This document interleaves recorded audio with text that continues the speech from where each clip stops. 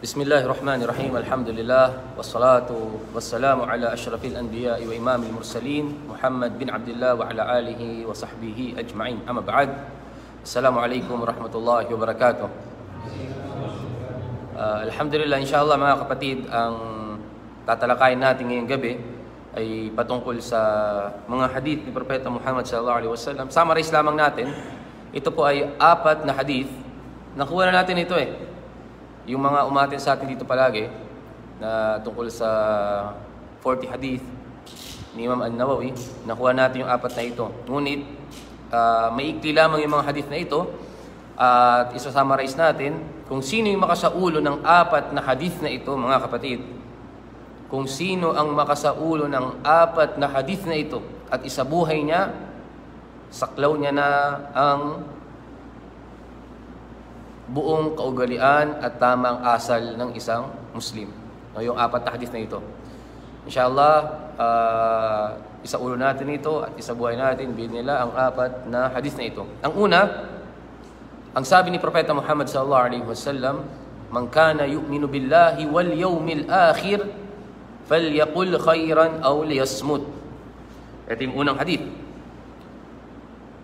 Sino man anya, man kana yu'minu billah, ang may ganap na paniniwala kay Allah, wal yawmil akhir, at naniniwala ka sa kabilang buhay, naniniwala ka na may paraiso, may impyerno, naniniwala ka sa buhay sa libingan, sa siratal mustaqim, yung daan na manipis pa sa buhok at mas matilim pa sa espada, ito'y tulay sa kabilang buhay. Lahat ng sumasampalataya dadaan doon. Lahat ng tao, kung sino man ang may ganap na takot kay Allah, depende sa iman niya, dadaan siya roon na parang kidlat. Napakabilis. Yung siratal mustaqim na tinatawag. At yung iba naman, sinasabi ng ibang mga ulama, sa hadith ni Propeta Muhammad sallallahu alaihi wasallam, parang nakasakay sa kabayo. Meron naman ang bilis tumakbo at meron naman gumagapang. Tapos babagsak sila sa impyernong apoy. So kabilang ito sa parte ng kabilang buhay. Tayyib. Sino man ang naniniwala kay Allah at sa kabilang buhay, ano yung kasunod ng hadith? "Falyaqul khairan aw liyasmut." Siya ay magsasalita ng mabuti o di kaya siya ay tatahimik na lamang. Siya ay mananahimik na lamang. Mga kapatid sa Islam, ang hadith na ito ay nag-uutos sa atin kung tayo ay naniniwala kay Allah, tayo ay sumasampalataya, ang pawang lalabas sa bibig natin ay mga kabutihan lamang. Ano po? At ang isang da'ya, ang isang mangaral sa Islam, advisable sa kanya yung magsalita kahit 24 hours. Kahit 24 hours. Bakit? Dahil ang ginagawa niya, pagpaparating ng katotohanan sa mga tao. Ipinaparating niya ang Islam, ang mensahe ni Allah subhanahu wa ta'ala sa mga tao. Nag-uutos ng mabuti at nagbabawal ng masama. Ito yung isang sumasampalataya kay Allah. Ngunit kapag may problema sa paniniwala kay Allah, may problema sa paniniwala sa kabilang buhay, kung ano-ano lamang yung sinasabi niya, wala siyang pakialam. Kaya kung kwento ng kwento, ano po, sa mga tao, ganito ganyan, hanggang sa mapag-usapan na si fulan, kahit sarili niya hindi niya pinagtatakpan. Alam niyo mga kapatid, mayroong hadith si Propeta Muhammad sallallahu alaihi wasallam. Kanyang sinabi, "Kullu ummati mu'afa." Ang lahat ng aking tagasunod ay mu'afa. Pag sinabing mu'afa, ito ay galing sa word na afu. Lagi natin narinig kapag Ramadan, di ba? Allahumma innaka afuun tuhibbul afwa fa'fu anna. Tuwing Ramadan, lagi natin naririnig. Ang sabi ni Propeta Muhammad sallallahu alaihi wasallam, lahat ng aking ummah, ibig sabihin lahat ng sumunod kay Allah, naniniwala kay Allah at kay Propeta Muhammad sallallahu alaihi wasallam ay mu'afa. Papatawarin ni Allah ang kanilang mga kasalanan. Illa al-mujahirin. Sino yung mga mujahir? Sila ng mga gumagawa ng kasalanan ng hayag. Yung hayag na kasalanan at ipinagmamalaki nila sa iba ang kanilang mga kasalanan. Dati, alam nyo bro, sinasabi ng ibang mga brothers, dati, marami ako naging chicks. No? Lasinggero ako. No? Yung mga ganung bagay na ipagmamalaki mo, bawal po yun. Pero kung ikukwento mo Sasabihin mo, ako dati ganito yung ugali ko. Para makakuha ng aral, kasi nagbalik Islam ka, okay lang po yung ganun. Dahil nagbago ka, binago ka ng Islam. Pero yung tinutukoy dito, pinagmamalaki mo yung nagawa mong kasalanan, ito yung haram. Dami ko napatay dati. Dati, sugarol ako, alam niyo yun? Ngayon, kaya ko pang gawin yan. Tapos pinagmamalaki niya. At sinabi ni Propeta Muhammad sallallahu alaihi wasallam, wa inna minal mujahara, kabilang sa mujahara, ibig sabihin yung paggawa ng kasalanan na hayag, yung pinagtakpan ka ni Allah tapos pinagmamalaki mo, wa inna rajul, ang isang lalaki gumawa ng kasalanan kagabi. Ano mong kasalanan? Walang nakakakita ano mong kasalanan na gawa mo. Nanood ng haram, tumingin ng haram, nagsalita ng haram, hindi alam. Gumawa siya ng kasalanan, walang nakakita sa kanya. Ibig sabihin, pinagtakpan ka na ni Allah. Pero pinagmamalaki niya sa iba, yung nagawa niya kasalanan kagabi, ito yung mga hindi papatawaran ni Propeta Muhammad sallallahu alaihi wasallam. Kaya mga kapatid, ang isang Muslim, lagi niya dapat kinokontrol ang kanyang dila. Huwag kang palakwento. Kapag hindi mabuti ang sasabihin mo, tumahimik na lamang. Ito yung utos ng Islam. Kung hindi mo makontrol ang dila mo, kung sino-sino yung kakausapin mo, kung sino-sino yung i-chat mo na wala namang tawag rito, saysay, tahimik yung buhay ni brother, tahimik yung buhay ng mag-asawa, tahimik yung buhay ng pamilya, makikismis ka, mag-chat ka, dahil sa dila, hindi na kontrol. Nasisira ang buhay ng iba. Diba? Nasisira yung kapatiran dahil sa dila. Maraming magkapatid sa Islam, close. Magkapatid sa Islam, nasisira dahil saan? Sa dila. Hindi lamang yon. Marami pang mag-asawa, isang pamilya, nasisira dahil saan? Dahil sa dila. Yung pakikihalubilo ng iba. Alam natin yan, mga kapatid. Mayroong isang kwento, patungkol ito sa hadith na tinatalakay natin. Mayroong isang, noong araw, alam natin, uso yung mga alila, di ba? Yung alila, binibenta. Alam po natin yung alila, yung slave, mga alipin. Noong araw, binibenta. May lalaki, napakaganda ng bata na ito eh. Napakaganda. Tapos may napadaan na lalaki, gusto niyang bilhin yun. Sabi niya, bakit mo binibenta yung alipin mo na to, yung lingkod mo na to, yung alila mo? Napakagwapong lalaki, maganda. Sabi niya, oo, maganda nga siya. Ngunit may kapintasan siya na ayoko. Sabi niya, ano yun? Namam, yung tao na yan. Ibig sabihin ng namam, chismoso o chismosa. Totoo yung kwento na ito. Tapos, sabi, walang problema, yun lang pala. Hindi naman pala magdanakaw, hindi naman pala nananakit ng kapwa, ng kanyang amo, hindi naman pala mamatay tao, dila lang yung problema, kaya kong baguhin yan. So binili niya yung alipin na yun, tapos pagkaraan nung nasa bahay niya na, ilang araw, 2 araw, okay naman, masipag na trabahador, masunurin, na lingkod, walang problema. Pero pagkalipas ng ilang buwan, unti-unting lumabas ang ugali niya. Kinausap nung alipin na ito ang asawa. Ang asawa na babae. Sabi niya, yung asawa mong lalaki, meron nang napupusuan na iba. Mag-ingat ka, mag-aasawa uli siya. So nagtaka yung sabi niyang babae, hindi, mahal ako ng asawa ko, matagal na kayo magkasama. Hindi naniniwala.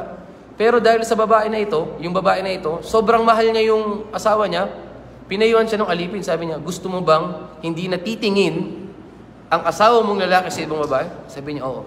Kumuha ka ng balbas sa ilalim ng, kumuha ka ng buhok. No? Buhok sa balbas niya, sa pinakailalim. Habang siya'y natutulog. Kumuha ka, tapos bigay mo sa akin. Parang gagawa siya ng ritual o anuman, Allah alam. Pero ito yung utos. Para hindi makapag-asawa yung asawa mong lalaki. Hindi makapaghanap. So pumayag yung babae. Tapos lumipat na naman yung alipin na ito sa asawang lalaki. Waalaikumsalam warahmatullahi. Jamil, min fadlik. Ano yan? Kape? Kape. Sige, inshallah. Isa. Barakallahu fik. Ngayon, pumunta naman yung alipin na ito saan? Sa babae, sa lalaki? Sa lalaki. Sabi niya, Ya Maulay o Ya Sayyidi, yung asawa niyong babae, mayroong kinakasamang ibang lalaki. La ilaha illallah. Tingnan mo yung chismis. Diba? Hindi, mahal ako ng asawa kong babae. Sabi niya, mag-ingat ka. Mamayang gabi, kapag natulog ka, papatayin ka niya. Kaya huwag kang matutulog. So ano yung payo ng alipin na ito sa asawang babae? Kumuha ng balbas. Habang tulog yung silang dalawa magkatabi, pero bawat isa nag-aalangan na eh. Sabi niya, papatayin daw siya. Yung babae naman, gumagawa ng paraan para makakuha ng balbas. Kumuha siya ng malaking gunting. Malaking gunting o parang basta malaking pang-ahit yan. Para kumuha ng balbas.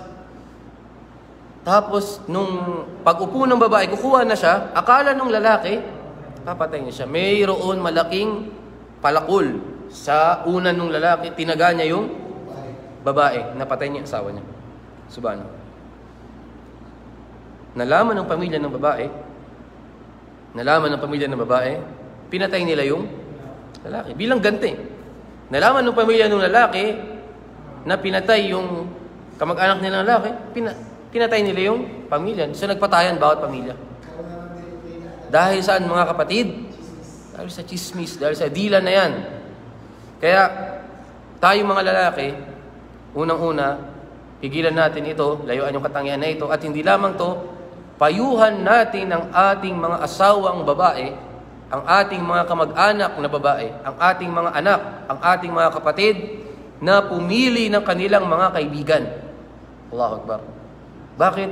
Dahil ang chismis kadalasan ito ay nangyayari sa mga kababaihan. Nabanggit sa banal na Quran, mga kababaihan, وَقَالَ نِسْوَةٌ فِي الْمَدِينَةِ امْرَأَةِ الْعَزِيزُ تُرَاوِدُ نَفْسَهَا عَنْ وقالت امرأة في المدينة وقال نسوة في المدينة امرأة العزيز تراود نفسها. Nakalimutan ko yung aya, pero sa Surah Yusuf sa Tagalog, waqala niswa, sinabi ng mga kababaihan, nagchismis na mga babae, yung sayyida, yung asawa ng gobernador na nag-alaga kay Propeta Yusuf, inaakit niya ang kanyang alila na si Yusuf alayhi salam. So nagchismis, kumalat yung balita na ito. Mga babae ito Kaya tayo mga kalakihan, payuhan natin ang ating mga asawa palagi na pumili ng kanilang mga kaibigan. Napakaraming chismosa mga kapatid. Kaya nga sabi ni Propeta Muhammad sallallahu alaihi wasallam sa kanyang hadith, 2 bagay ang nagpapapasok sa paraiso ng madami. 2 katangian, ito yung dahilan kung bakit nakapasok ang tao sa paraiso. Ano yung una? Taqwallah, ang takot kay Allah. Ano ang definition ng takot kay Allah? Pagsunod sa mga kautusan ni Allah. Na aling sunod kay Propeta Muhammad sallallahu alaihi wasallam. At pag-iwas sa mga kasalanan. Ito yung takot. Takot kay Allah. Ito yung unang dahilan kung bakit nakapasok ang mga tao sa paraiso. Pangalawa, yung tao na may mabuting pag-uugali. Husnul khuluq. At yung hadith na tinatalakay natin, yung 4 na ito, kapag isabuhay natin ito at masaulo natin yung 4 na ito, inshallah tataglayin natin yung may magandang asal at mabuting pag-uugali. Ano yung 2 bagay na nagpapasok sa paraiso? 2 bagay na marami nakapasok ang tao sa paraiso. Takot kay Allah at may mabuting pag-uugali. 2 bagay din naman na nagpapasok sa impyerno. 2. Ano yung ito? Una yung dila. Dahil sa dila ng tao. Pangalawa, yung ari natin. Yung ari. Ngayon mga kapatid, ang dila kasi minsan nakapag-shirk. Pag sinabing shirk, yung salita na pagkatambal kay Allah o aking Panginoon, iba naman yung sinasamba. Yung pagsabi ng kung wala lamang yung doktor, namatay na yung anak ko. Ito ay uri ng shirk. Bawal to. No? Bakit? Kung wala lamang yung doktor, namatay na yung asawa ko. Kung wala lamang yung aso, nakapasok na yung magnanakaw. Hindi. Bawal ito yung mga ganitong kataga. Dapat lagi natin sinasabi, alhamdulillah sa tulong ni Allah, pagkatapos yung doktor. Lagi nangingibabaw yung pananalig kay Allah. Naunawa natin mga kapatid, kaya sa dila, maraming naapektuhan sa dila. Dapat natin ito makontrol. Pangalawang hadith, min husni islamil mar'i tarkuhu ma la ya'ni. Kabilang sa pagiging mabuti ng Muslim ng isang tao, ang pag-iwas niya, ang pag-iwan niya sa mga bagay na wala siyang kinalaman. Ito yung pangalawang hadith na dapat natin masaulo. Kabilang sa pagiging mabuti ng Muslim ng isang tao, ang pag-iwan niya sa bagay na wala siyang kinalaman. At napakaraming mga tao na hindi isinasabuhay yung hadith na ito. Laging nakikihalubilo sa wala naman siya kinalaman, hindi niya naman kaano-ano, hindi niya naman kamag-anak, pero nakikisali. Ano nangyari kay brother? Ba't ganito? Ba't ganyan? Ano nangyari? Laging gustong alam, laging yung gusto niya, kasali siya sa ganung problema. Partikular sa mga, yung away mag-asawa, ang dami nakikisali. Hindi mo naman, wala tayong karapatan para makisali dyan. Yung dapat makisali sa buhay may asawa, sino? Sino yung dapat makisali? Yung may otoridad. Yung may otoridad. Pangalawa, yung kamag-anak. Yung magulang, yung mga wali. Sila yung dapat unang pumasok sa buhay may asawa. Dahil kapag tayo, wala. Sa akin mga kapatid, sa aking Facebook page, ang daming nagrereklamo, mga babae. Kasamandila. Yung pangalawang asawa, pangatlo, ang dami talaga. Ano yung sinasabi ko? Maghanap kayo ng judge na malapit sa inyo. Sa kanya kayo magreklamo. Yung may otoridad, hindi ustad sinasabi ko. Bakit? Kasi kung ustad ang pupuntahan nila, problema, yung ustad na yon may kaalaman ba? Baka hindi marunong humingi ng payo. So lagi ko sinasabi, pumunta kayo dyan sa judge na malapit sa inyo, yung mga may otoridad. Ako magbibigay na ng payo. Yun lamang kayong sabihin. Pero yung makikihimasok ako, kasi ako walang otoridad eh. Alhamdulillah, nag-aaral tayo sa Islam, pero may otoridad ba ako? Wala. Kahit memorize ko pa yung Quran, kahit memorize ko pa yung lahat ng sunnah, kahit maging doktor pa ako, kung wala akong otoridad, hindi ako kinikilala ng government. Sa Pilipinas, sa Saudi Arabia, hindi tayo binigyan ng otoridad para magbigay ng hatol sa buhay may asawa, wala tayong karapatan.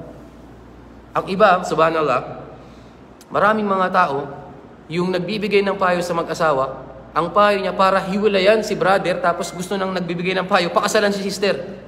A'udhu billah. Ang dami niyan. Wallahi, ang dami niyan.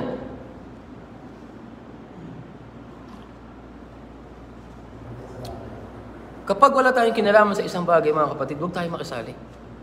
Halimbawa, sa isang usasasyon, sa isang foundation, sa isang samahan, hindi naman natin kaano-ano sila, huwag tayong papasok.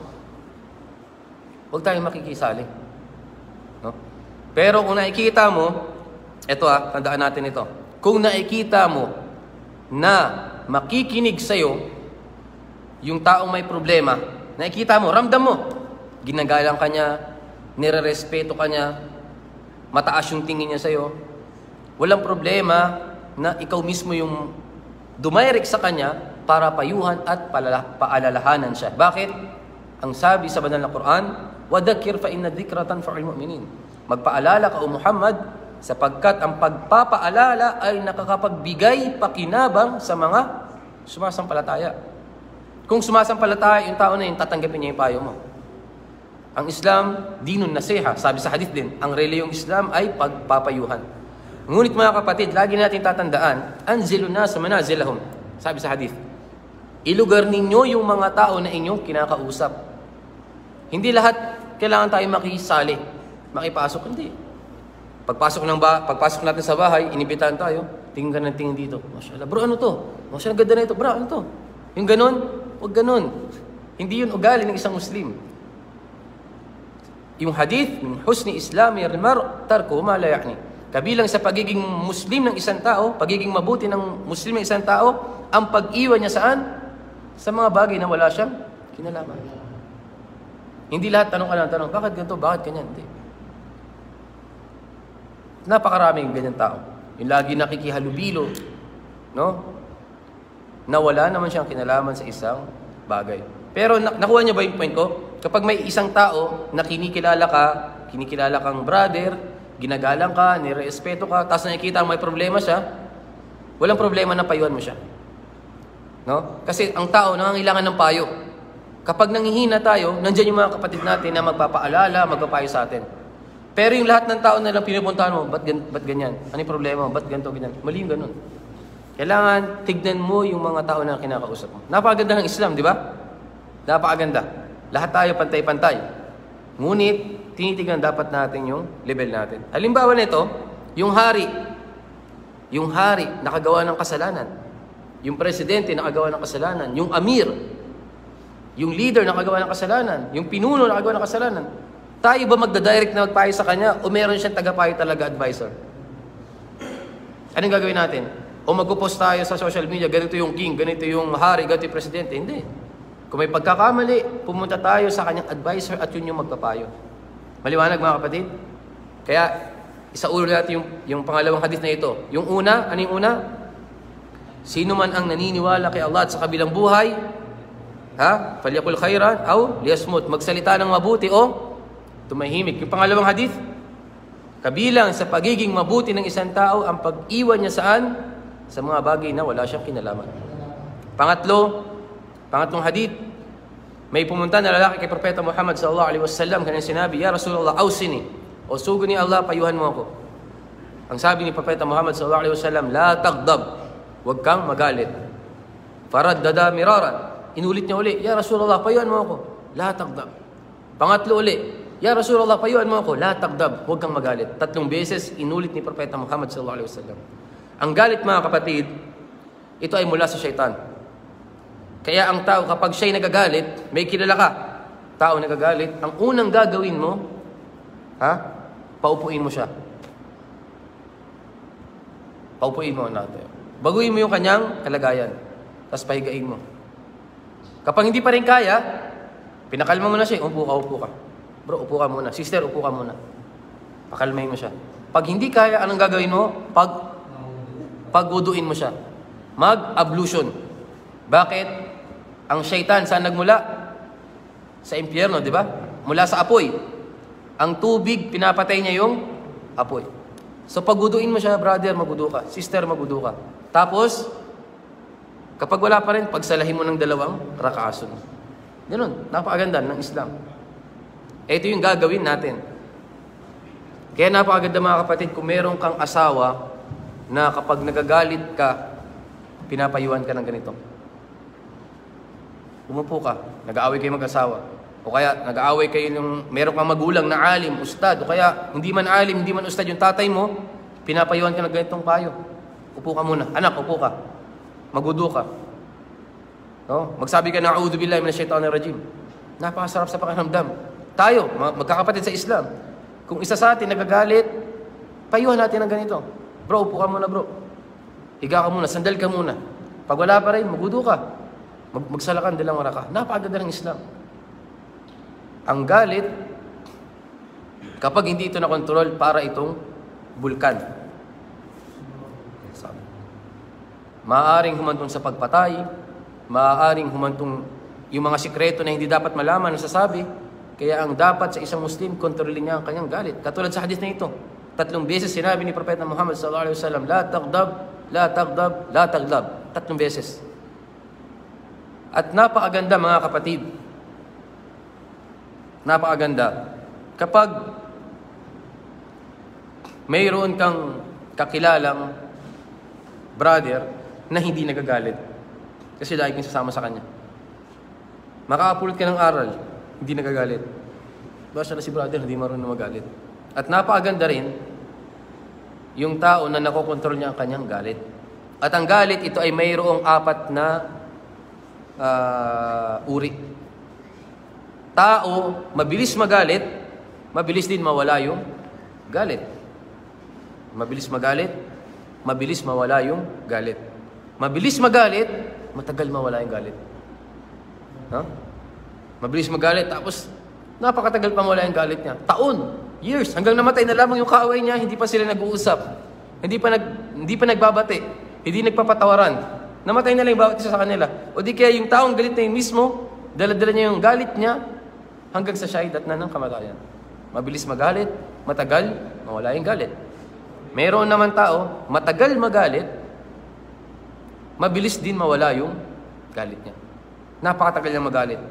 Insultuin mo siya, maliitin mo siya, nasuntukin mo siya, saktan mo siya. Nagalit na. Nagalit siya ngayon. Ngayon, siyempre, tao lamang. Nagalit na siya. Kasi yung sabar, minsan parang tubig yung sabar eh. Parang tubig.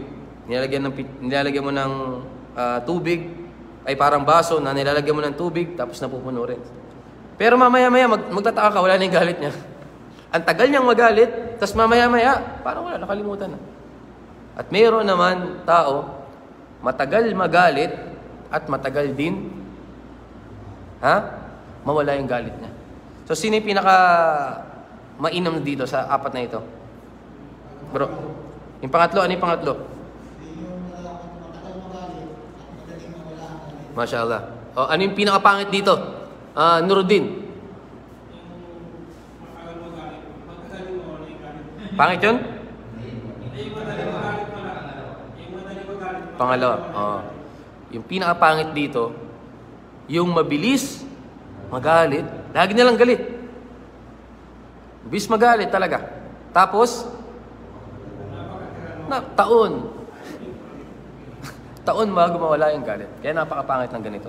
So ito yung payo sa atin ni Propeta Muhammad sallallahu alaihi wasallam sa lahat ng Muslim, lahat ng naniniwala kay Allah at sa kabilang buhay. Yung pangatlong payo, huwag magalit. At yung pang-apat na payo ni Propeta Muhammad sallallahu alaihi wasallam, kapag masaulo natin yung hadith na ito at isabuhay, inshallah, saklaw natin yung kagandaang asal at pag-uugali. La yu'minu ahadukum hatta yuhibba li akhihi ma yuhibbu li nafsihi. Hindi ganap ang paniniwala ng isa sa inyo hanggat hindi niya naising mahalin ang kanyang kapatid tulad ng pagmamahal niya sa kanyang sarili. So sa Islam, walang tribalism, no? Walang discrimination sa Islam. Arabo kami yung mabuti. Amerikano kami yung mabuti. Taga Mindanao kami yung mga naunang Muslim sa Pilipinas. Kami yung mabuti. Balik Islam kami yung mga nagadawa sa mga hindi Muslim, kami yung mabuti. Walang ganun. Lahat tayo pantay-pantay, para tayong suklay. Pantay-pantay sa paningin ni Allah. At ang pinakamainam sa atin kay Allah, sino? Siya na may ganap na takot kay Allah subhanahu wa ta'ala. In akramakum indallahi atqakum. Ang pinakamainam sa inyo kay Allah, siya na matatakutin. Ito yung pinakamainam sa atin. Kaya kung gusto mong maging ganap ang iyong paniniwala kay Allah, mahalin mo ang iyong kapatid. Ano man ang itsura niya, ano man ang katayuan niya sa buhay, ano man ang kulay niya, kapag siya ay nagsasabi ng walang ibang Diyos liban kay Allah, dapat mo siyang mahalin na tulad ng pagmamahal mo sa kanyang sarili. Kaya nga dito sa Saudi Arabia, subhanallah, dito lalo sa Buraida, magtataka ka yung mga nakasakay sa sakyan, hindi mo naman kilala. Di ba? Taas kamay. Yung iba pa sa inyo siguro nakamit. Hindi mo kilala talaga. After ng sala, tafaddal ma'ana ilal bayt. Sino nakaranas sa inyo na ganito? Akin ang dami. Hindi mo kilala yung tao pero parang salamu alaikum, di ba? Salamu alaikum. Tataas ang kamay sa'yo. Maraming ganyan. Bakit? Kasi yan ang utos ng Islam. Sa Pilipinas, kung gaganyan ka, ano sabihin sa'yo? Feeling close naman tao na yun. O kaya, magaganon ka sa kanya, hindi mo naman kilala, matakot ka, ko yung balak nito, parang di ba? Dito sa Saudi, subhanallah, panatag ka. Yayayain ka pa, tafaddal ma'ana. Ako, hindi ko lang na-videoan kasi yung mga Arabo, sensitibo. Yung iba sa kanila, bawal. Hindi namin kilala, inimbita kami sa bahay nila, subukan nga natin kung totoo. Tafaddal ma'ana. Yung kape, chai, papasukin ka sa bahay nila, maganda yung bahay nila, pero parang pagpasok mo, parang feel at home ka na. Ang daming ganyan. Subhanallah. Kasi yan ang utos ng Islam. Hindi ka magiging ganap na Muslim kapag mayroong pagkamuhi sa iyong kapwa. Wala kang magagawa kapag Muslim ka, kapag ikaw ay tunay na sumasampalataya kay Allah, dapat mong mahalin ang iyong kapatid na Muslim. Ito ang utos sa atin. At ang una natin dapat mahalin sa level ng mga tao, sino? Ang una dapat natin mahalin? Si Propeta Muhammad sallallahu alaihi wasallam. Yung mga sahaba. Tapos yun, ang magulang natin. Ang mga magulang natin. Tapos, ang mga magulang, kamag-anak, asawa, mga anak, sila yung mga dapat nating inuuna. Taib, nakapulot tayo ng aral sa gabing ito at inshallah, isabuhay natin yung 4 na hadith na ito at bago natin tapusin, Brother Isa, ano yung 4 na hadith na ito? Ano yung una? Ano yung una?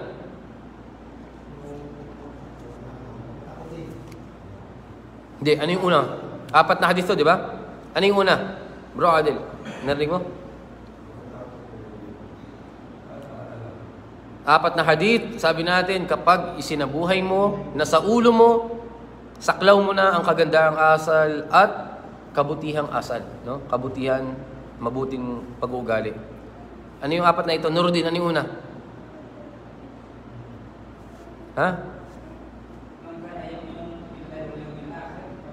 Oh.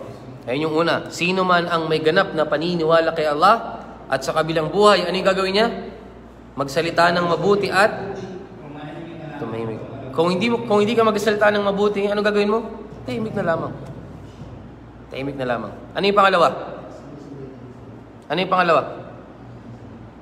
Min husni islamil mar tarku ma la ya'ni. Sino man ang kabilang sa pagiging mabuting ng Muslim ng isang tao, ang pag-iwan niya sa mga bagay na wala siyang kinalaman. Yung pangatlo, la taghdab, huwag magalit. Pangapat, mahalin mo ang iyong kapwa tulad ng pagmamahal mo sa iyong sarili. Wallahu a'lam. Sallallahu wasallam ala nabiyina Muhammad wa ala alihi wa sahbihi ajma'in.